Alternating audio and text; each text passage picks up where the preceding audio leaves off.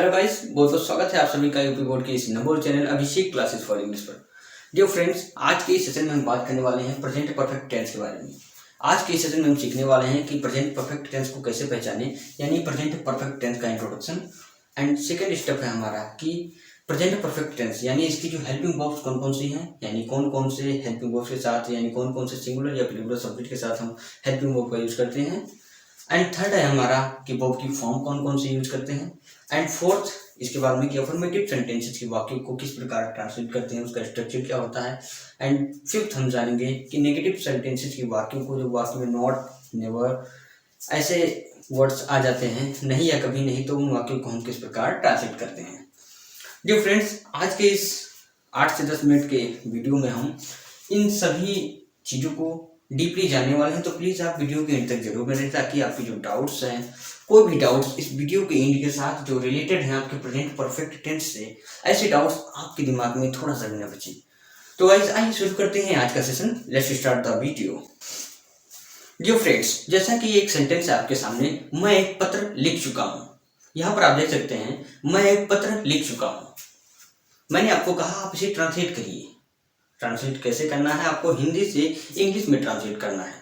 ठीक, मैंने आपको कहा आप इसे ट्रांसलेट करिए। आप इसे ट्रांसलेट करने से पहले आप ट्राई करेंगे इसे पहचानने का, कि सबसे पहले आप पहचानेंगे कि किस सेंटेंस, यानी जो सेंटेंस है ये किस टेंस का वाक्य है।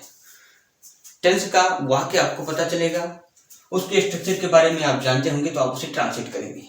यानी किसी भी सेंटेंस को अगर आपको ट्रांसलेट करने को दिया जाता है, तो आप उसको सबसे पहले उसको आपको पहचानना पड़ेगा। यानी किसी भी टेंस का पहचान बहुत ही इंपॉर्टेंट हो जाता है। तो इसी प्रकार जो हमारा प्रेजेंट परफेक्ट टेंस का पहचान है वो है कि इस टेंस के वाक्यों के अंत में प्रायः पहचान चुका है, चुके हैं,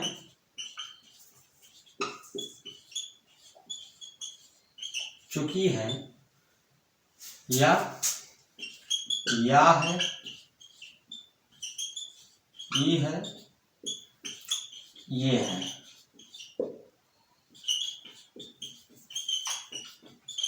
लगे होते हैं। यहाँ पर आप देखिए, पहचान चुका है, चुकी है, चुके हैं, या है, ई है, ये है, ऐसे वाक्य लगे होते हैं। किस प्रकार, जैसे देखिए आप, मैं एक पत्र लिख चुका हूं। चुका हूं यहाँ पर आया है, वे घर जा चुके हैं, चुके हैं आया है, वह अपना कार्य पूरा कर चुकी है, चुकी है। ठीक, अब बात आता है या है, ई है, ये है, ऐसे वर्ड, ऐसे शब्द भी लगे रहते हैं सेंटेंसेस यानी हिंदी वाक्यों के अंत में, जिससे हम पहचान सकते हैं कि ये हमारा प्रेजेंट परफेक्ट टेंस है। क्लियर? जैसे देखिए, मैंने अपना कार्य समाप्त कर लिया है, इसमें आप देखिए या है आया है लास्ट में, लिया है, या है। इसी प्रकार ये है जो, वो अभी घर गई है, यहाँ पर ई आया है। ठीक, उन्होंने क्रिकेट खेला है, यहाँ पर देखिए ये आया है, वो घर गए हैं, ये आया है। यानी ऐसे सेंटेंसेस जो होते हैं उनके अंत में प्रायः चुका है, चुकी है, चुके हैं, या है, ई है, ये है, ऐसे लगे होते हैं।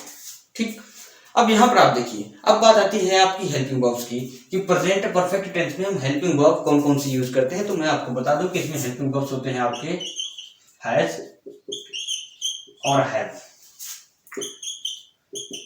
अब हैज और हैव दो हेल्पिंग वर्ब्स होते हैं आपके, इनका यूज हम करते हैं, हैज का यूज करते हैं ही, शी, इट, ओके, और सिंगुलर सब्जेक्ट के साथ, सिंगुलर सब्जेक्ट के साथ। और जो हैव का यूज करते हैं वो करते हैं हम आई, यू, वी, दे और प्लूरल सब्जेक्ट के साथ। समझे आप? यानी ही, सी, इट और सिंगुलर सब्जेक्ट अगर हमको मिलता है तो हम उसके साथ जो हेल्पिंग वर्ब लगाएंगे वो हैज लगाएंगे। और अगर आपको आई, यू, वी, दे या कोई प्लूरल सब्जेक्ट मिलता है, ठीक, तो आप उसके साथ जो हेल्पिंग वर्ब लगाएंगे वो हैव लगाएंगे।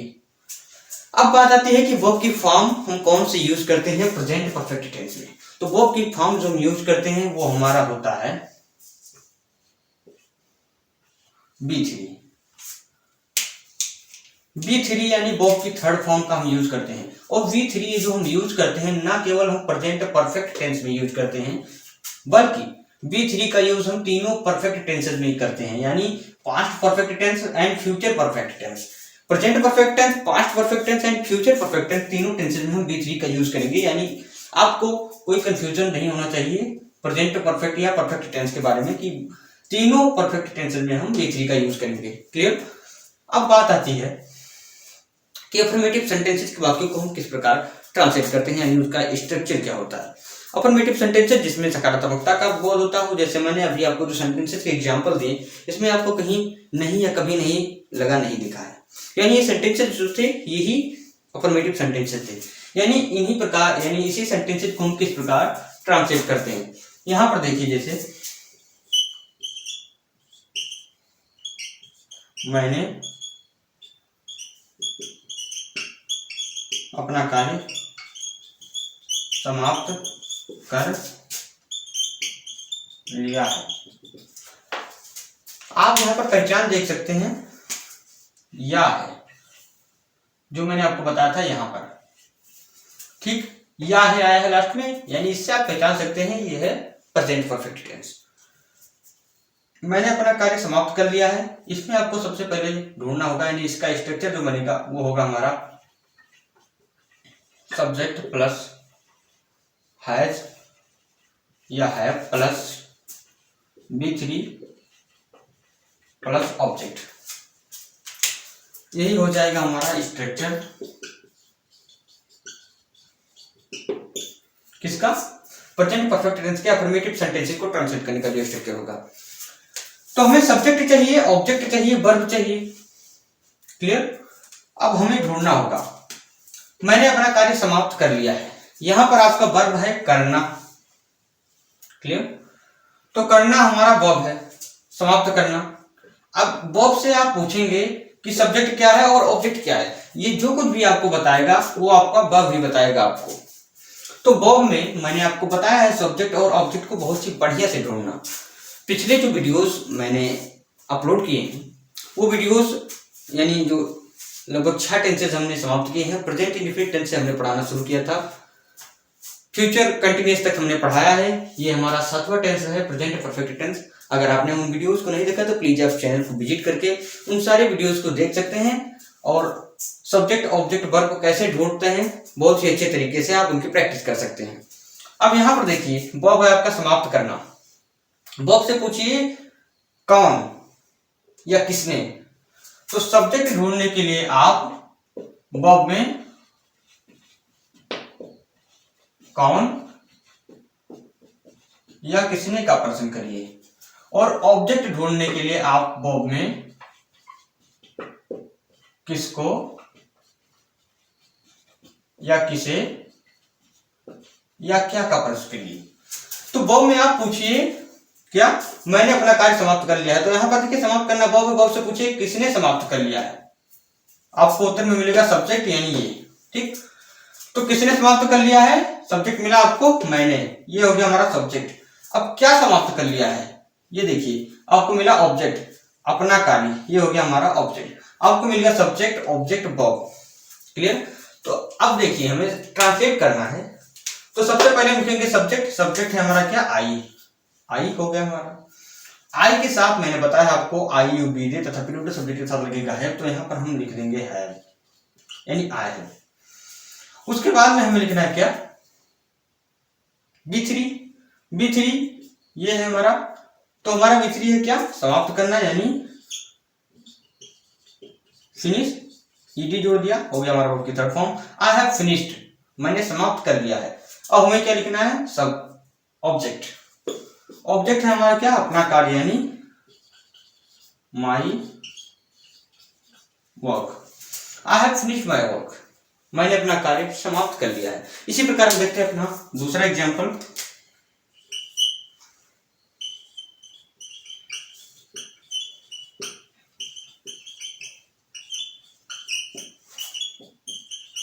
अध्यापक यह पाठ दोबारा पढ़ा चुके हैं। यहां पर देखिए आप, अध्यापक यह पाठ दोबारा पढ़ा चुके हैं जो आया है जो पहचान है हमारा प्रेजेंट परफेक्ट टेंस का। कौन पढ़ा चुके हैं? अध्यापक, ये हो गया हमारा सब्जेक्ट। क्या पढ़ा चुके हैं? या पाठ, ये हो गया हमारा ऑब्जेक्ट। पढ़ाना ये हो गया हमारा वर्ब। यहाँ पर देखिए आप, अध्यापक या पाठ दोबारा पढ़ा चुके हैं, तो सबसे पहले लिखना है सब्जेक्ट यानी द टीचर, टीचर के साथ लग गया है, ठीक। इसके बाद में हमें लिखना है V3, तो पढ़ाना का क्या हो जाएगा? टीच, और इसका थर्ड फॉर्म हो गया टाट। इन द टीचर हैज टाट, अब क्या पढ़ा चुके हैं? यह पाठ यानी दिस लेसन, दोबारा यानी अगेन। यह अध्यापक या पाठ दोबारा पढ़ा चुके हैं। The teacher taught this lesson, the teacher has taught this lesson again, यानी दोबारा पढ़ा चुके हैं। इसी प्रकार अगर हम देखें अपना तीसरा एग्जांपल,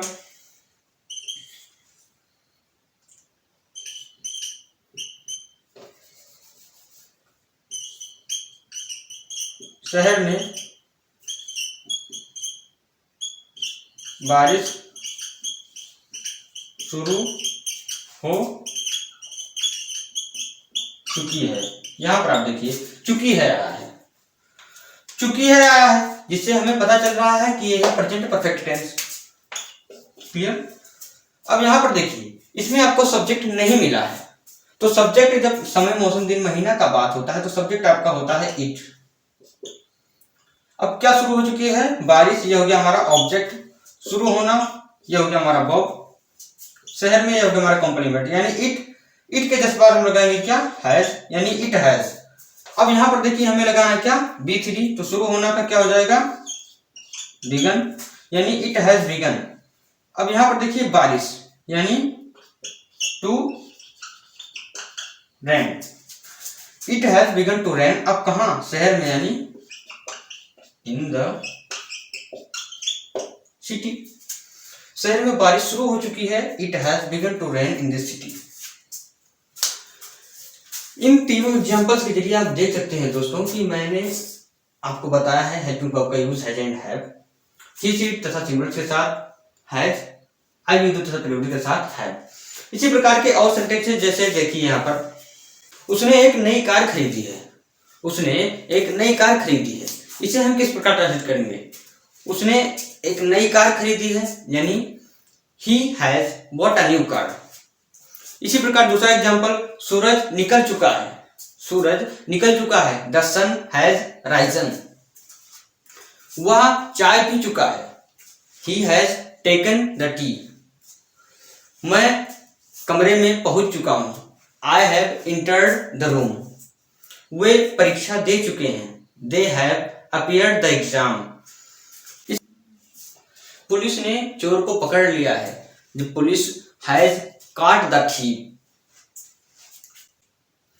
उसने मुझे गाली दिया है, he has abused me। उसने आपको घर पर बुलाया है, he has called you at home। Dear friends, आप कभी भी क्लासेस को अटेंड करें तो आप कॉपी और पेन लेकर क्लासेस को अटेंड करें, ताकि जो एग्जांपल्स हैं, जो बेसिक पॉइंट्स मैं लिखवाता हूं, उन सभी बेसिक पॉइंट्स को आप नोट करते चलिए। क्योंकि जब आप किसी चीज को लिखकर पढ़ते हैं ना, तो किसी भी चीज को जो आप लिखकर पढ़ते हैं ना, वो 90% आपके दिमाग में फीड हो जाया करती है।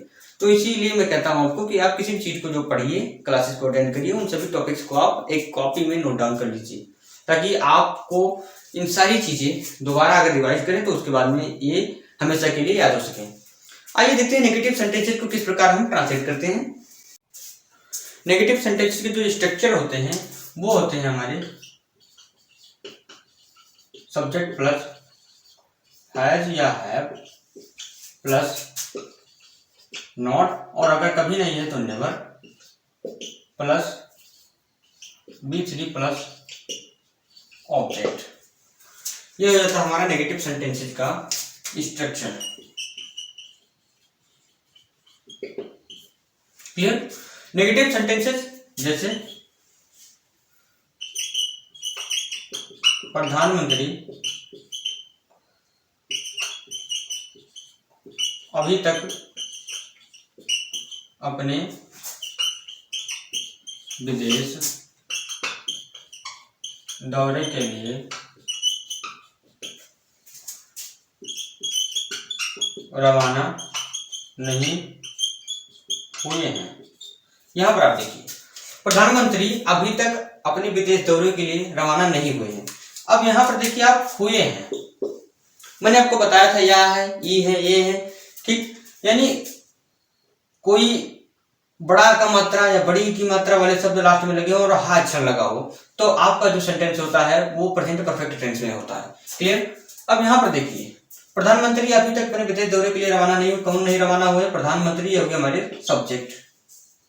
कहाँ के लिए रवाना नहीं हुए हैं? अपने विदेश दौरे के लिए। ये हो गया हमारा ऑब्जेक्ट। रवाना होना ये हो गया हमारा वर्ब। तो हमें सबसे पहले लिखना है सब्जेक्ट। सब्जेक्ट है हमारा क्या? प्रधानमंत्री, यानी the prime minister. Prime minister उसके साथ लग जाएगा क्या? हैज। ठीक। उसके बाद में क्या है यहां पर देखिए, अभी तक, यानी not. The prime minister has not. तो यहां पर देखिए अभी तक है, यानी इसका मीनिंग हो जाएगा yet. The prime minister has not yet. रवाना होने का क्या हो जाएगा? Leave for. लीव फॉर का थर्ड फॉर्म हो जाएगा लेफ्ट फॉर। किसके लिए? अपने विदेश दौरे के लिए, यानी हिज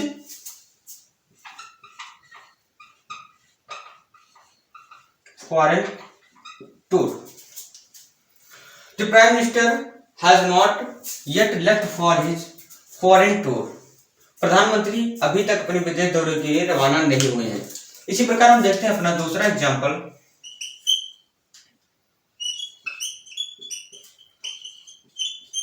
उसने अपना कार्य समाप्त नहीं किया है। उसने अपना कार्य समाप्त नहीं किया है, यह है जो पहचान है हमारा प्रेजेंट परफेक्ट टेंस का। किसने नहीं किया है? उसने। यह हमारा सब्जेक्ट। किस क्या नहीं किया है? अपना कार्य। यह हमारा ऑब्जेक्ट समाप्त करना। यह हो गया हमारा वर्ब। सबसे पहले हमें लिखना है सब्जेक्ट, यानी उसने। ही के साथ लग गया हैज। हैज के बाद क्या देखिए, यहाँ पर कभी नहीं तो आया नहीं है, यहाँ पर केवल नहीं आया है। नहीं के लग जाएगा नॉट, यानी नॉट। He has not. फिर V3 समाप्त करना के क्या हो जाएगा? फिनिश। ईडी जुड़ गया। ही हैज नॉट फिनिश्ड। क्या नहीं किया है? अपना कार्य, यानी हिज वर्क। इसी प्रकार हम देखें तीसरा एग्जांपल हमारा।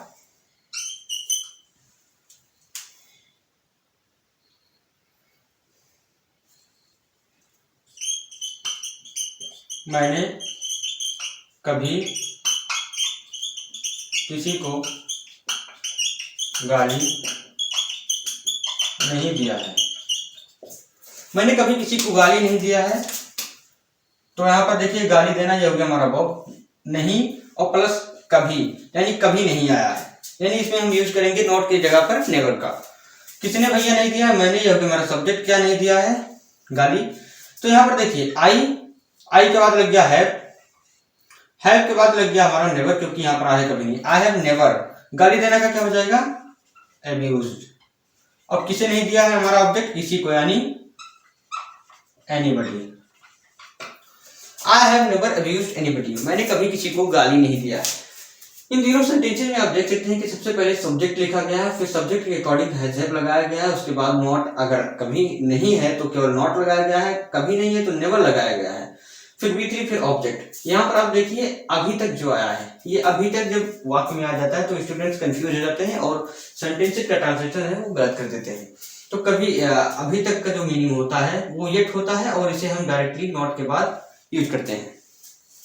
इसी प्रकार अगर हम और सेंटेंसेस को देखें, जैसे माता जी खाना नहीं बना चुकी हैं। Mother has not cooked food.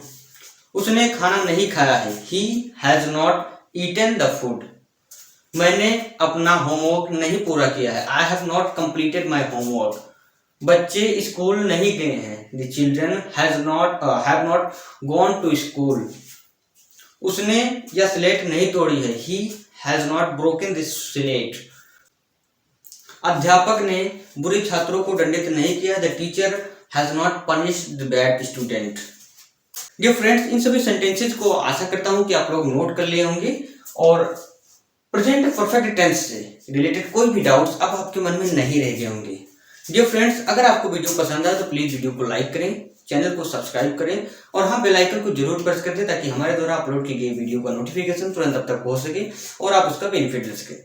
Dear friends, आज की इस वीडियो में हम लोगों ने जाना प्रेजेंट परफेक्ट टेंस के बारे में, बहुत ही डिटेल हम लोगों ने जाना, जिसमें हम लोगों ने प्रेजेंट परफेक्ट टेंस का इंट्रोडक्शन, हैज और हैव यानी हेल्पिंग वर्ब्स के बारे में, वर्ब की फॉर्म्स के बारे में, अफर्मेटिव सेंटेंसेस के स्ट्रक्चर और नेगेटिव सेंटेंसेस के स्ट्रक्चर के बारे में बहुत ही डीपली समझा। डियर फ्रेंड्स, मैं मिलूंगा आपसे एक नई वीडियो में जिसमें हम जानेंगे प्रेजेंट परफेक्ट टेंस के इंट्रोगेटिव सेंटेंसेस के बारे में, उसे हम किस प्रकार ट्रांसलेट करते हैं, उसका स्ट्रक्चर क्या होता है, बहुत ही अच्छे से। तब तक के लिए आप पढ़ते रहें और करते रहें अपनी बोर्ड एग्जाम की तैयारी।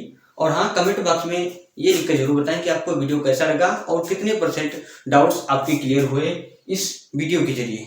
तो दोस्तों, मैं मिलूंगा आपसे एक नई वीडियो में जिसमें हम जानेंगे कुछ interesting fact present perfect tense के बारे में। तब तक के लिए tata bye bye, have a good day.